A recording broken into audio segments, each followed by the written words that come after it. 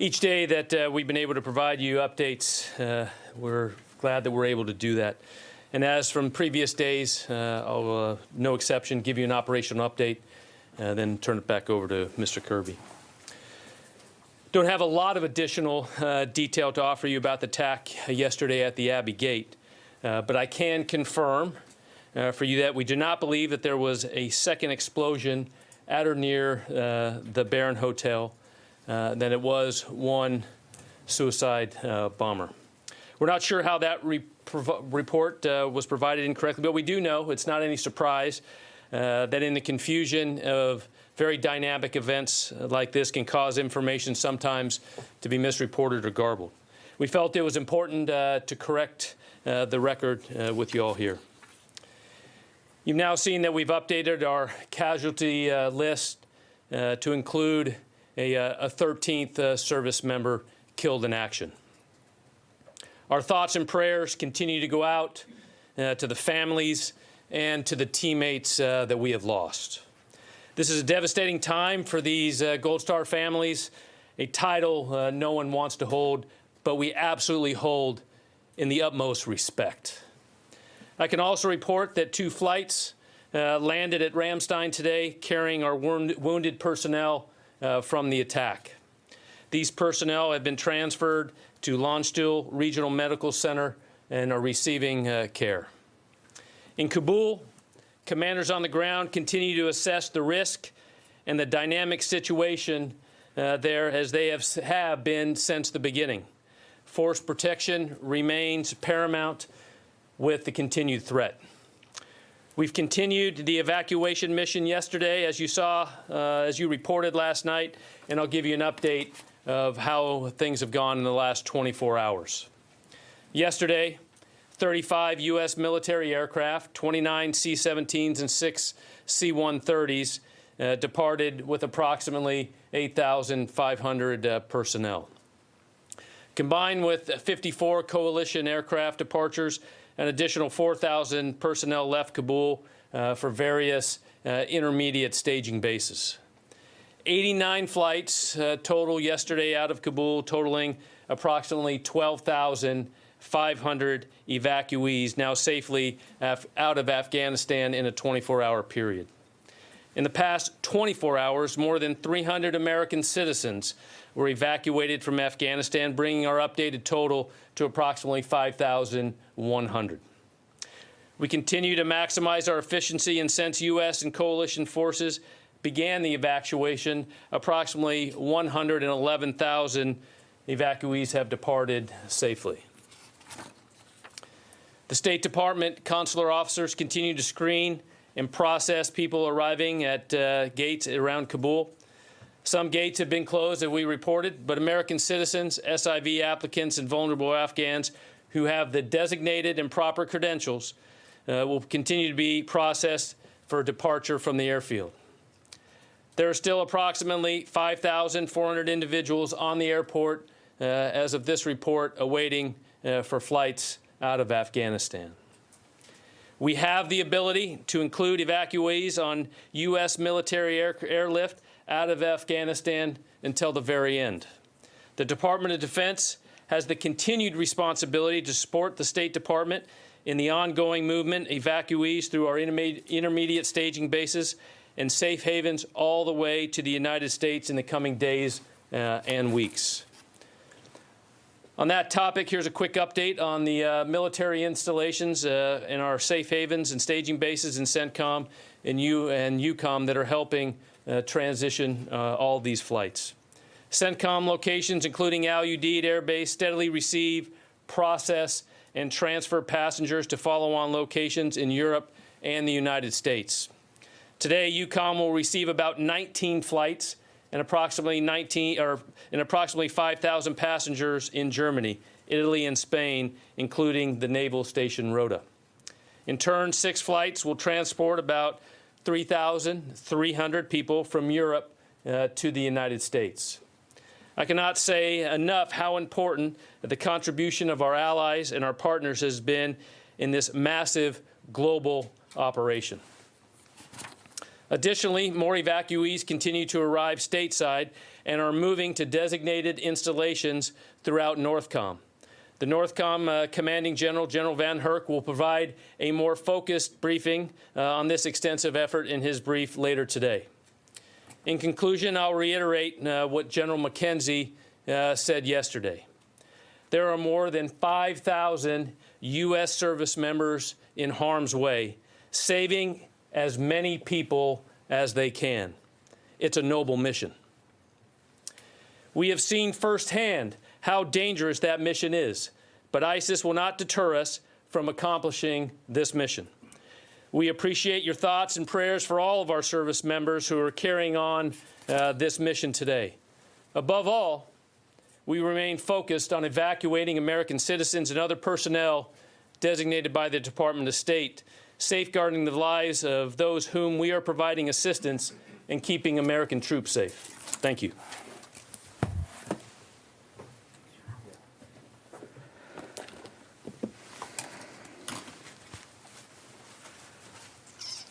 Okay, I just have one other thing to add, and it's a good segue from what the General ended with. Today, the Department of Defense can announce that it has authorized Marine Corps Base Quantico, Virginia, Fort Pickett, Virginia, and Holloman Air Force Base, New Mexico, to provide additional support to the U.S. mission to evacuate Afghan special immigrant visa applicants, their families, and other at-risk individuals.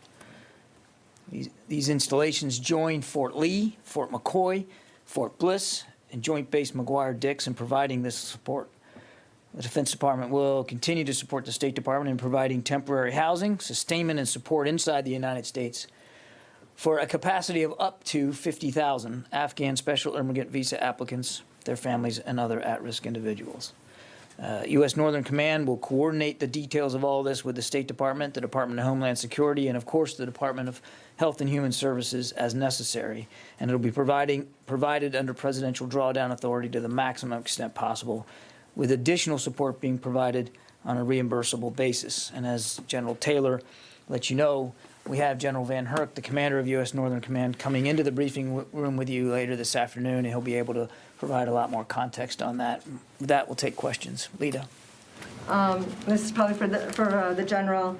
The president has said he wants to vow basically to get back at ISIS. How difficult will it be for the U.S. military to do that type of operation, considering the lower number of troops and the difficulty in getting intelligence on the ground?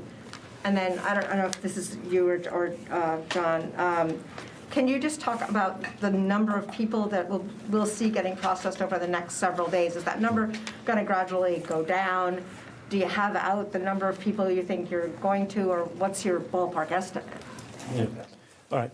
On the first question on our capabilities and abilities to protect ourselves or to also to conduct the strikes, as you said, as I've said all along, we have resources with the CENTCOM commander and with the commanders on the ground and the capabilities to allow us to execute any type of those operations as those are required to do. So, Lita, again, we're still planning on ending this mission at the end of the month. And as I said the other day, as we get closer, and we are getting closer, you're going to see us begin to make those muscle movements to pull out our troops and some of our equipment as appropriate with any retrograde. What we want to do is preserve as much capability for as long as we can, both in terms of the security footprint, but also in terms of the ability, as the general alluded in his opening statement, to moving out evacuees. Lives are still the priority, and the lives of our troops, and, of course, the lives of evacuees, and trying to continue to get as many out as possible. So there will be a balance over the next few days as we continue to process through that transition, as we continue to, as what we call, retrograde. And I can't give you a specific number on any given day, but I think you'll see us adjust as necessary to make sure that we're achieving that proper balance. But we will be able to fly out evacuees right up until the last moment, that's going to be the goal. And if I may, you didn't ask this, but I want to take the opportunity to convey to all of you that as we did before, when we began a retrograde, a withdrawal back in April, we were very judicious about the detail that we were putting out. And I just want to level set with all of you that you're going to see us become more judicious now going forward as we get closer to the end of the month about what information we're giving you in terms of how many troops on the ground. I would not expect us to be giving that number out going forward, and what the capabilities are and where they are and what they're doing.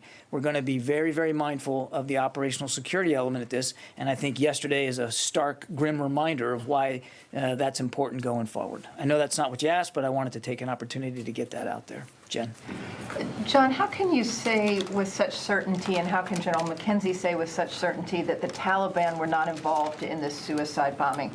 I understand that you're reliant on them for protection around the airport, but are you ruling out them being involved because you're so dependent on the Taliban right now? Actually, I didn't hear General McKenzie put it that way, Jen. In fact, I think in one of the questions he got, and I think it was Idris's, he said, Idris asked, was there a failure? And the general said, of course, there was a failure somewhere, obviously. And he even alluded to the fact that it could have been at a Taliban checkpoint. So we've not been certain about that at all. There'll be an investigation. We'll try to learn as much as we can about what happened, and I really don't want to get ahead of that process. And in terms of ISIS-K, how many ISIS-K prisoners were left at Bagram and are believed to have been released from the prison there, and why weren't they removed before the U.S. pulled out to someplace like Gitmo? Well, I don't know the exact number. Clearly, it's in the thousands when you consider both prisons, because both of them were taken over by the Taliban and emptied. But I couldn't give you a precise figure. And as for emptying out, remember, we were turning things over to Afghan National Security Forces. That was part of the retrograde process, was to turn over these responsibilities. And so they did have responsibility for those prisons and the bases at which those prisons were located. And of course, as the Taliban advanced, we didn't see the level of resistance by the Afghans to hold some territory, some bases, and unfortunately, those were bases that the Afghans didn't hold. But all of those responsibilities were turned over in accordance with the retrograde plan back from April. Idris. I think this is more for the General. Yesterday, General McKenzie talked about wanting to talk to the Taliban about pushing the perimeter back as one of the sort of ways to avoid another incident. Has that happened? And I know you can't say by how much, but has it significantly been pushed back? And what are you seeing in terms of flow to Abbey Gate? Is it less people being allowed in? Is it still a rush of people, which could lead to a similar incident? What are you seeing today at the gate? So what I can report as my discussion with the commanders there on the ground is that multiple activities have taken place to increase the force protection, specifically in communication with the Taliban of how they are executing their checkpoint operations and communication when there. So I would say there's been multiple. I don't want to go into the details of the exact of what the communication, but I know that has happened. And what we have seen today is a little lessening of what we would say total capacity at people in and around gates. Yes, Nazira. Thank you, John. As Jen said, ISIS since yesterday, people were worried about everything about the Taliban. They were psychologically under a lot of situations. Some of my family get targeted and tortured by the Taliban. But since yesterday that ISIS created, Afghan people are more worried. Do you think that it's another civil war will start in Afghanistan? That's why most of Afghan people question. And everybody now wants to leave the country because now it's double. Before was only Taliban. Now ISIS also show up one more time, their activity. Do you think that's another civil war? Before I try to answer that question, I do want to take the opportunity on behalf of the Department of Defense to also make sure that we express our condolences for the Afghan people who suffered in yesterday's attack. We know that there were a number of killed and wounded Afghan civilians at the airport, and that there are families that are dealing with the same devastating, terrible news that now Gold Star families here in the department are dealing with. So again, on behalf of the Secretary, we offer our condolences and thoughts and prayers. I wish I had a crystal ball. I wish we could know for sure what's going to happen in Afghanistan. We don't. We obviously don't want to see the country torn asunder through civil war. But that's why whatever the future of Afghanistan is from a governance perspective, we're going to stay engaged with the international community to make sure that Afghanistan's leaders are held to proper account for the way they are governing, and that Afghanistan's neighbors also try to play a constructive, productive role in whatever the future of Afghanistan is going to be. Though we will not have a military presence there, the United States government will still want to see what we can do in the international community to make sure that that Afghans can have the best of all possible outcomes for their future. But I think it would be foolish for us to try to be too predictive about what's going to happen right now. You will not change the policy again to be involved again in Afghanistan? The Commander-in-Chief has made a very clear decision that it is time to end America's involvement on the ground in the war in Afghanistan, and we're going to execute that decision, as we should. David. John, for the record, would you clear up the confusion over the service affiliation of the dead? I mean, it sounds like we have a total number of 13, but the That's right. breakdown within the 13 is a little unclear. The Marine statement said at this time 10. Yeah. So can you tell us what it is, and then I have a question for the general. Actually, I'm not able to break it down specifically right now, David, and I want to defer to the services to speak to their specific number of casualties. As you can imagine, they're having to have difficult conversations with a number of families, and we here at the department don't want to get ahead of that process. So I think on that one I would just defer to the services. And General, you didn't answer the questions about whether the Taliban have met General McKenzie's request to push the perimeter further out away from the airport. And he also said that he was going to ask them to close some specific roads. Have they done? Sorry if I didn't add that level of specificity, but I know those, just exactly what General McKenzie had said, had been passed to his commanders to have those discussions with the Taliban to take not only those specific measures as he mentioned there and you mentioned, but other activities that will increase the security and the facilitation of those getting through. So, Do you know if that happened? the discussions? No. No, I cannot report at this point what actions the Taliban have taken in the last, but I know that those discussions are happening and that have happened. Okay, I gotta get to the phones a little bit here. Laura Seligman, Politico.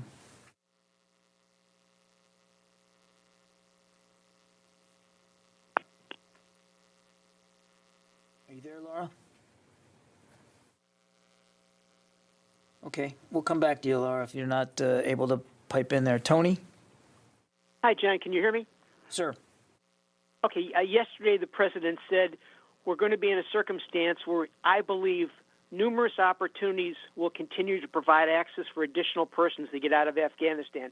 This is after the 31st. He said either through means that we provide or are provided through in cooperation with the Taliban, Can you give me a sense of the planning you're doing to take that direction to heart? And what are the military implications of the president's desire for still removing people after the 31st? Will there be continued talks with the Taliban, staging a force in the region to get more people out, et cetera? Yeah, Tony, I think my colleague at the White House and at the State Department have addressed this question before. I mean, the interagency, the U.S. government will pursue a variety of ways to help any Americans who want to get out after our military presence at the airport has ended, to be able to help them get out. And it's while Afghanistan is a unique case, it's not completely separated from the larger effort that the United States government pursues all over the world. When we know that Americans are at special risk, we do what we can to get them out, and that doesn't necessarily involve the United States military. So I'm not going to.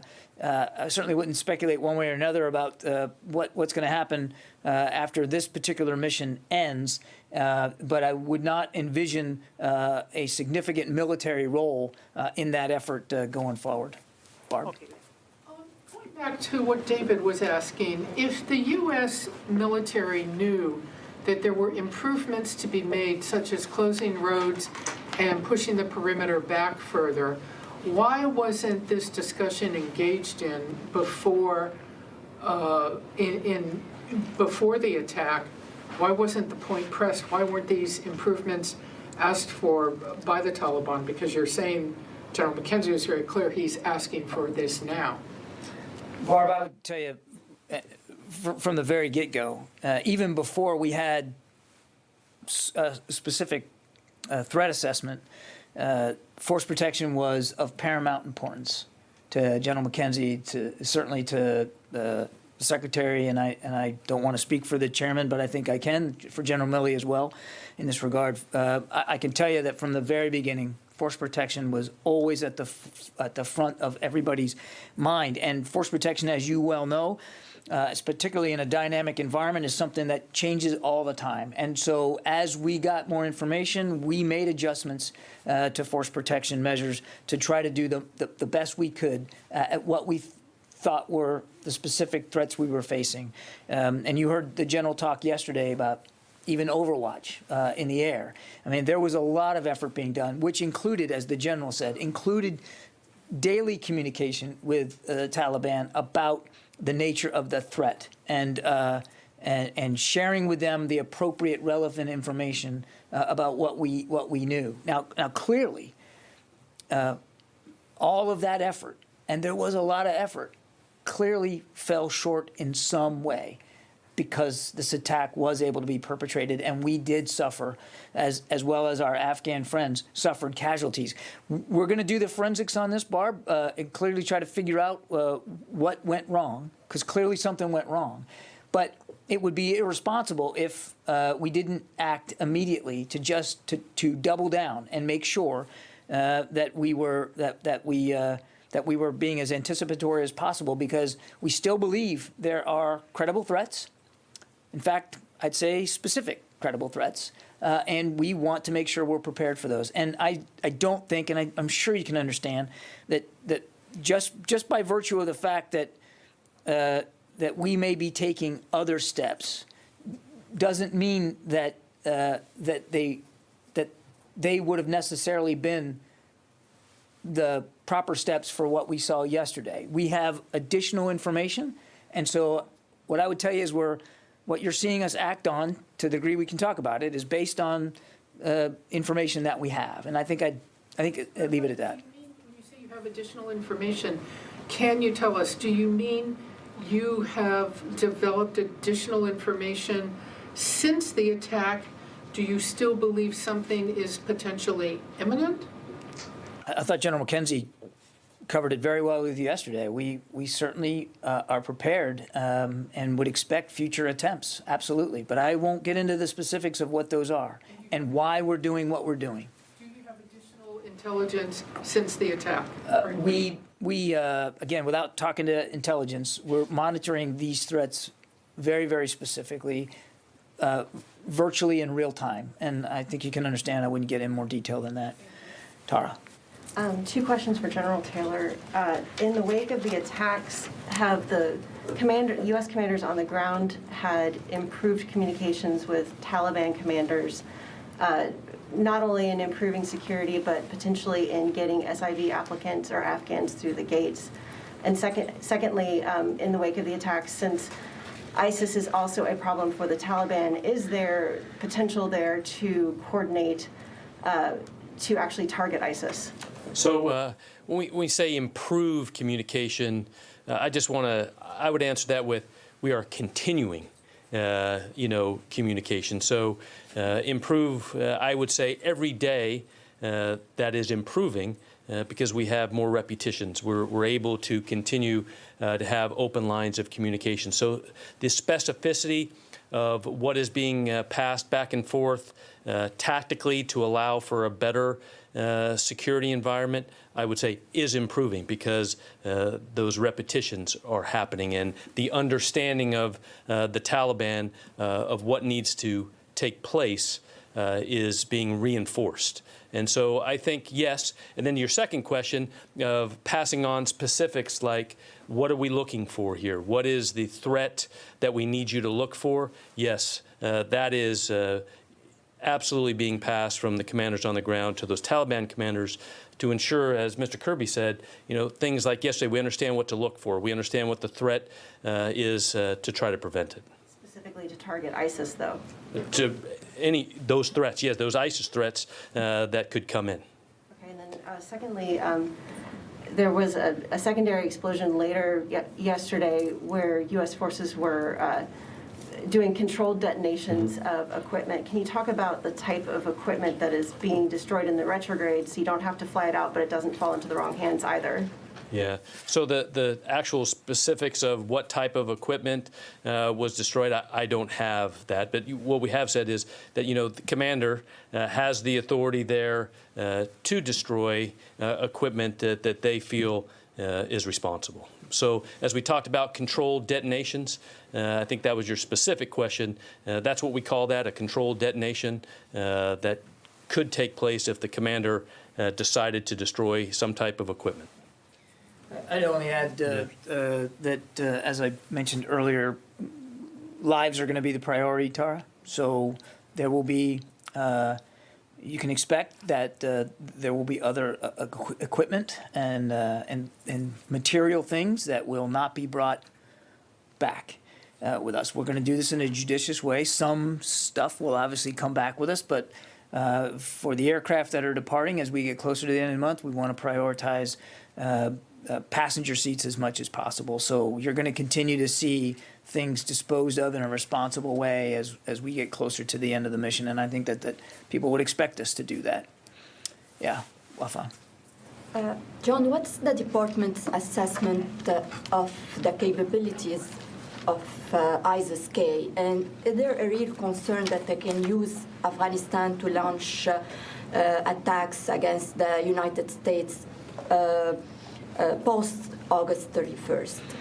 Well, obviously they're a serious terrorist threat, and that was brought home to us in pretty stark ways yesterday. We take the threat very, very seriously. I don't want to. I'm not going to speculate about future threats. What I will tell you, and the president has made this clear, the secretary has made it clear to the leadership at the Pentagon that we're not going to allow attacks on the homeland to emanate from Afghanistan again like they did 20 years ago. And we do have over-the-horizon counterterrorism capability available to us to make sure that that doesn't happen. And I think I'd leave it at that. Really, do you believe that Taliban can stand to ISIS-K, can defeat them? I think that the threat from ISIS is real, and nobody wants to see that threat grow. I cannot speak, would not begin to speak for Taliban capabilities or Taliban intent. Obviously, there's significant animosity between these two groups, and they don't share interests. But I'm not.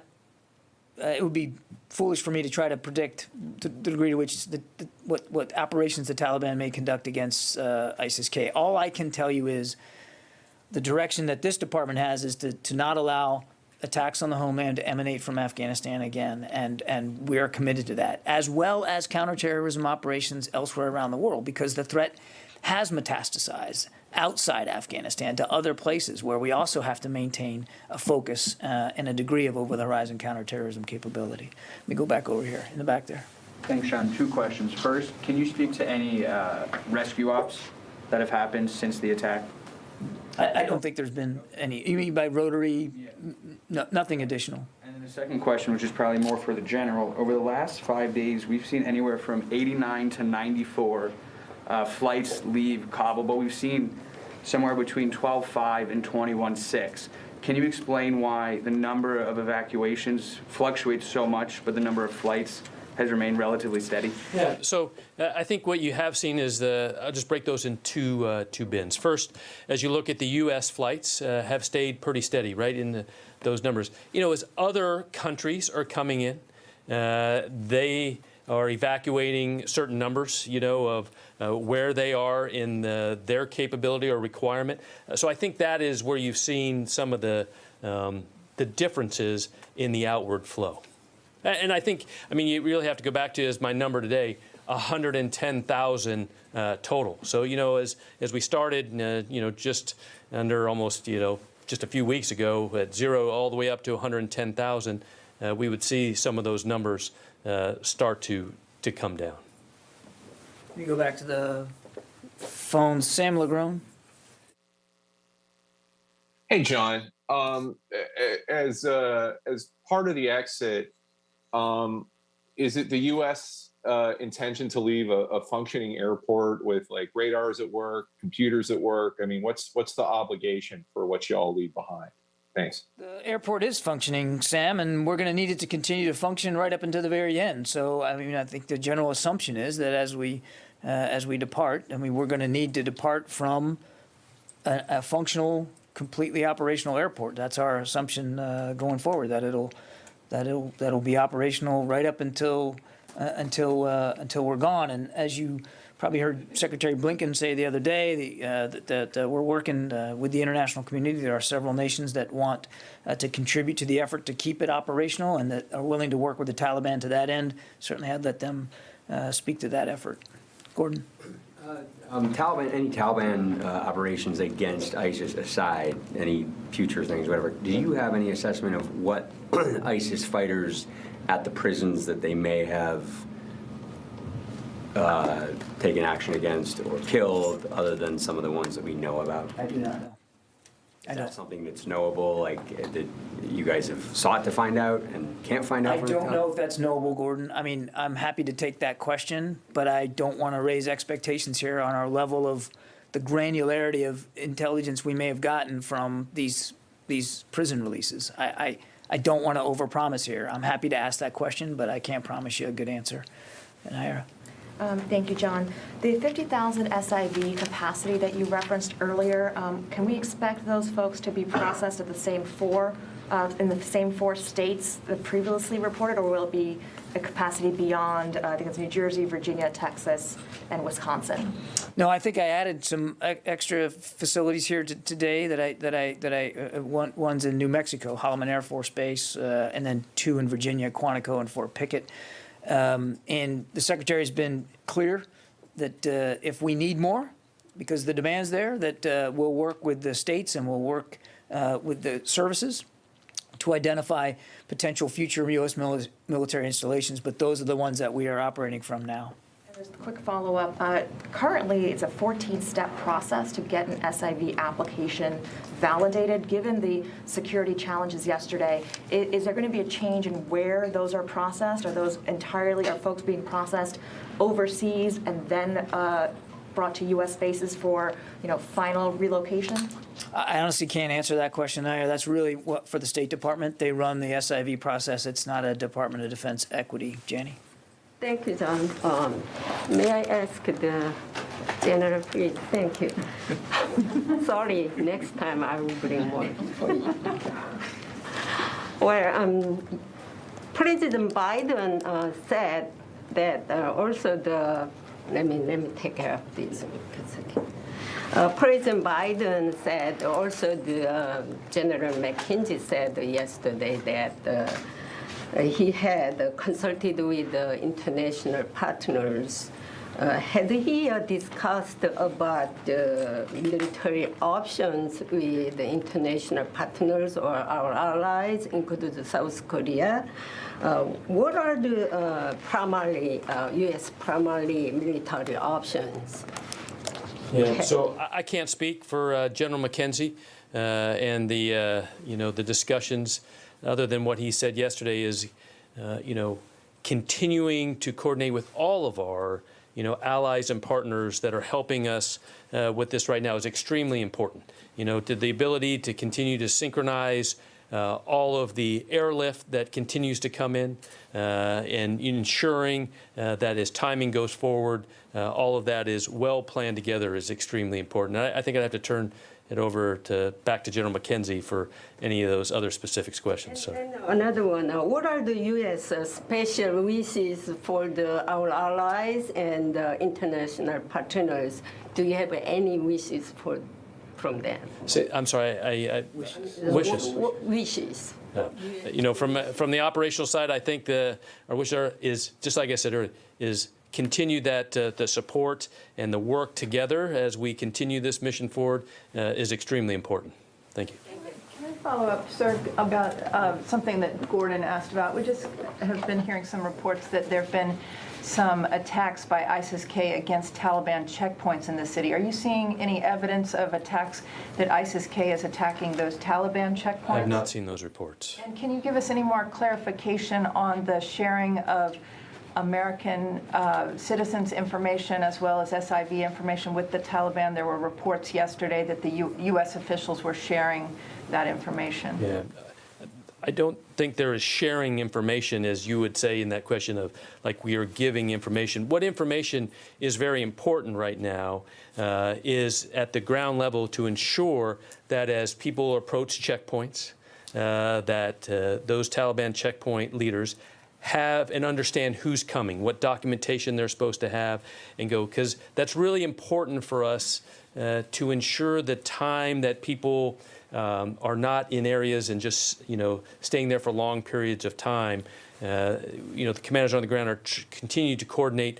How do we continue to increase that throughput through checkpoints, through gates, to get on HKIA as fast as we can? That's very safe, to get them there. Thanks. Megan? How many troops, U.S. troops, are still on the ground at HKIA, and how is the security posture at the gate changed? Are there more or fewer troops going in and out of the gates? Is there more overwatch of the crowd for suspicious activity? So kind of back what Mr. Kirby said earlier, as we talk about troop numbers and capability. Capability has not changed for us to secure all the gates, to be able to process evacuees, and our ability to rapidly turn aircraft as they arrive and get those up. And as we talk about force protection at the gate, I'm not going to get into the specific TTPs that those junior leaders are taking down there, other than we continue to learn every day from the day before, and we work within all the capabilities we have to ensure, one, that we can continue people to come in, but also stay safe. When you say you continue to learn, does that mean that you have switched things up in order to make it more safe? I would say patterns are things that we try not to, get into. So, I would just tell you, as the most simple operational piece there, we're always doing things that we can to keep us safe and not create patterns. I'd only add to that, Megan, as I mentioned to Barb, we still have active threat streams, and we're taking steps that we believe are appropriate to those streams. And I think I'd leave it at that. And I want to foot stomp the boots on the ground number. As the general mentioned in his opening statement today, more than 5,000 today. We are not going to get in going forward to a daily count of what's on the ground. Just going forward, as we get closer now to the end of the month and the end of the mission, you don't expect daily updates on what exactly how many troops are there at any given moment. Mike? Yeah, now, when you said that there was going to be an investigation into what happened yesterday, were you talking about a full like a criminal inquiry with forensics people on the ground and interviewing possible witnesses? Who would be doing that, and how do you do that in the middle of a war zone? I wouldn't characterize it as a criminal investigation, but it'll be as comprehensive as General McKenzie needs it to be to try to do the forensics here and figure out what happened and what we can learn from it going forward. It'll be a very complete, thorough investigation. I will leave it to General McKenzie to describe for you sort of the architecture of what that's going to be. But it's not like we haven't sadly had to do this before, and we know how to conduct these investigations. Yes, sir, you. Thank you very much, Mr. Kirby. My name is Mushfiqul Fazal. I'm representing News Communication Network and CN. Is U.S. service members doing incredible job with sacrificing their life? With consideration of that, my question is few strategic. Do you think the removal from Afghanistan, it will reduce your control within the Asia and the Pacific, the U.S. control? So for you and the general. It's not about U.S. control in the Indo-Pacific. It's about protecting our country from threats and challenges that emanate from that part of the world, and it's about revitalizing our network of alliances and partnerships to help our partners in the international community do the same. That's why the Secretary's first trip was to the region. He just came back from the region. The Vice President just returned literally this morning from the region. We are laser focused on the Indo-Pacific and the security challenges as well as the opportunities that are there. It's not about U.S. control. It's about U.S. partnership. Sylvie, you've been very patient. I know you don't want to speak about the details of the circumstances of the attack, but can you tell us if it was at the gate itself or in the middle of the crowd or at a checkpoint? Was the guy walking or he was in a bus? Can you give us some little details? First, I'll start off with details are continuing to be collected as it goes back to the question about continuing to learn as much as we can. Because as you know, when attack initially starts, you have to fight the fight. Then where we're at right now, ensuring, the respect and dignity of our wounded and those that were killed in action. So, but as we look at the details at approximately, as we saw yesterday at about 17:48 Kabul time, there was what we reported as a suicide-borne vest there that was exploded right at and around the gate. We don't know the exact location, but it was right outside in vicinity of that gate, and then followed by direct fire from an enemy position that is not exactly known. That was outside in what we'd call just north of that gate area also. How many assailants were killed? Was it just a suicide bomber plus the shooter, or how many people, enemy? It just goes back to what I said. Right now, what we know, there was shooters. We don't know the exact number, but one with the suicide vest. Louis, go ahead. Wait, Gordon, we've already got you. Louis, go ahead. Were there any troops killed by that gunfire? Like I said, we're asking, very detailed questions about the fight that will continue to be collected. I can't answer, numbers of that's just, I would say, that could come out. But just knowing the facts, the incredible, devastation that happened there, I think we should just leave it there. Could I just... Yeah, hang on just a second. Go ahead. I'm sorry. So my question, kind of following on Lita's earlier. Yesterday, the president said that we will hunt down and basically get revenge on the ISIS attackers yesterday.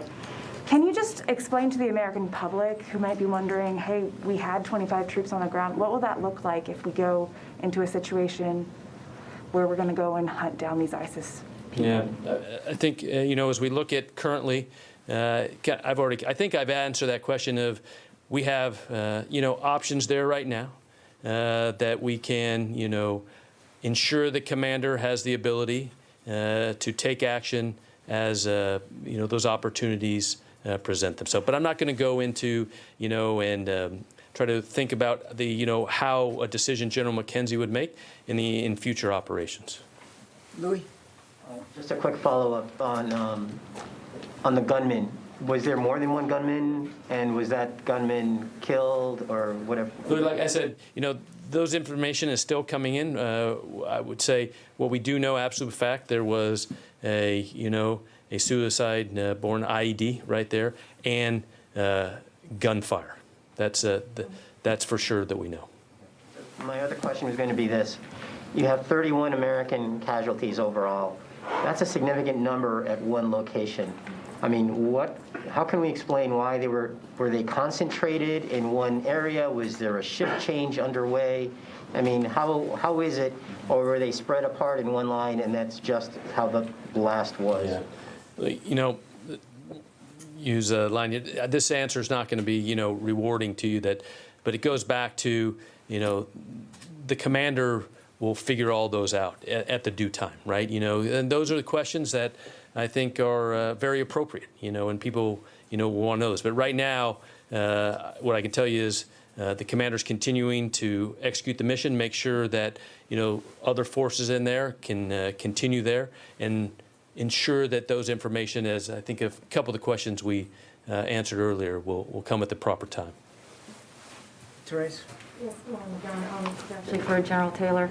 I know it's been said numerous times that the focus of the mission is to get evacuees and Americans out as quickly as possible. But for those that were injured during the attack yesterday and taken to the local hospital, has there been any talks about setting up security for those individuals? I'm hearing reports on the ground that there are concerns that ISIS may attack that hospital. So are there any talks to possibly help keep those Afghan civilians, safe from a potential attack? And then once they are well enough to travel, how will they get to the U.S. as well? Yeah. You're talking about Afghans that were injured in the attack.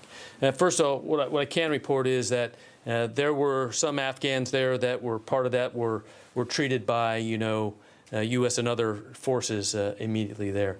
I'm not fully aware of the reports of on the hospitals in Kabul, because I do know that there were Afghans taken to multiple locations in Kabul. Okay, we have time for just a couple more. Yes, ma'am. Mr. Kirby, you said that lives are the priority. So my question is pretty straightforward. Should the U.S.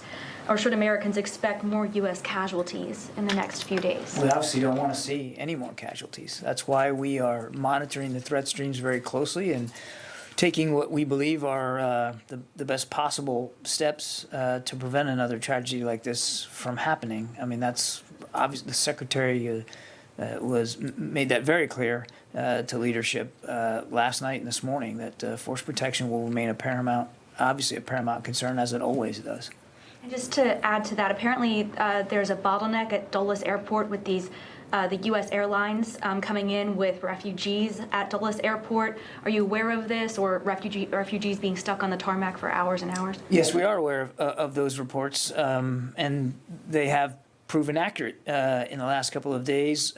It's really more an issue for Customs and Border Patrol and the process. So I don't want to speak to them or their process, but as we understand it this morning, they have worked through the difficulties, and we believe that wait time now upon landing is going to get much, much shorter. But I would refer you to my colleagues at Customs and Border Patrol to speak to that. Okay, thanks very much. Oh, one more, go ahead. How many Afghan SIVs have been flown out so far, or other Afghans without green cards or permanent status? Check me on this, but we looked at the number just before coming out. We have just under 7,000 now that are in the States and being processed, and that number will change every day, obviously, as it should.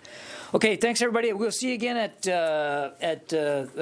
sorry, I said 3 o'clock. It's 3:30 this afternoon. General Van Herk will be joining me. I do apologize for the delay this morning. We were getting updates literally as we were getting ready to come out to see you. We'll do the best we can to be more punctual, but thanks, and we'll see you later.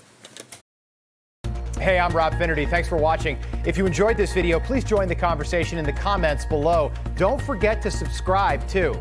Hit the bell icon to be alerted to breaking news. And remember, there's a whole lot more on Newsmax TV, America's fastest growing cable news network. Newsmax TV, where real news for real people.